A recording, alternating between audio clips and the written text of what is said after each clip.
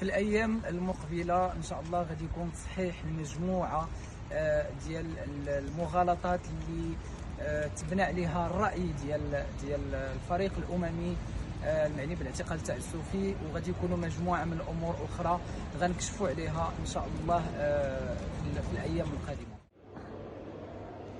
السلام عليكم ورحمة الله تعالى وبركاته. اليوم 8 أكتوبر 2024 كنتواجد مدينة جنيف مقر الأمم المتحدة.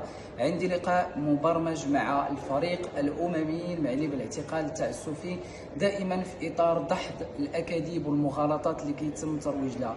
هذا الفريق الأممي كان عطى رأي في القضية، وتم الترويج لهذا الرأي على أساس أنه قرار أممي ملزم للمغرب والقضاء المغربي، وهي مجموعة من الأكاذيب والمغالطات اللي روج لها الريسوني والمحيط ديالو.